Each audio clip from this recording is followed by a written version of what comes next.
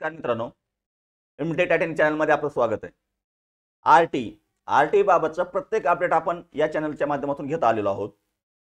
आता आरटी कडून जे काही पहिल्या यादीतील विद्यार्थी आहेत त्या विद्यार्थ्यांना ऍडमिशन प्रक्रिया पूर्ण करण्यासाठी मुदतवाढ देण्यात आली आहे।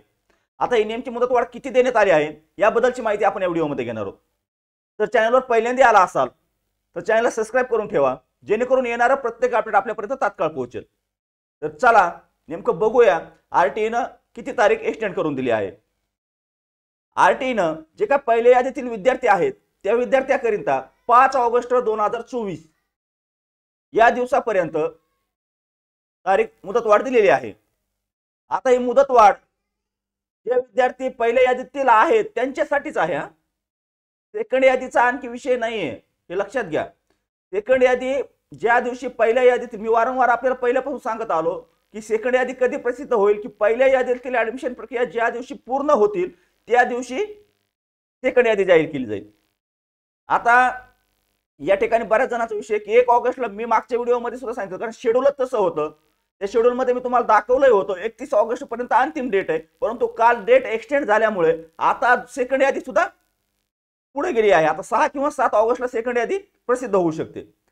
जे काय पहिल्या यादीतील विद्यार्थी आहेत त्या पालकांनी, विद्यार्थ्यांच्या पालकांनी आपलं ऍडमिशन लवकरात लवकर पूर्ण करून घ्या।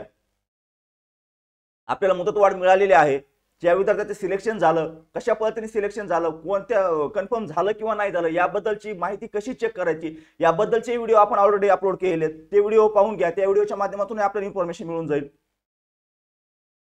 चला, आपल्या मनात जर आणखी काही शंका असतील, काही समस्या असतील तर कमेंटच्या माध्यमातून विचारा। आता सेकंड यादी कधी लागणार याबद्दलचं अपडेट मी तर आपल्याला आता सांगू शकतो की 5 ऑगस्ट नंतर 6 किंवा 7 ऑगस्टला सेकंड यादी प्रसिद्ध होणार। पहिल्या यादीतील विद्यार्थ्यांसाठीच आता मुदतवाढ भेटलेली आहे, त्यामुळे सेकंड यादीला लेट होणार आहे।